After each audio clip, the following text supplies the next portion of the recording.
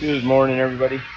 Today we're going to be doing a modification to this 4Runner here, and this is a simple one. This customer has got a little bit larger tires, and he's having some front end rubbing, and so he has come to us. He's not ready to put a front bumper on or anything extensive like that.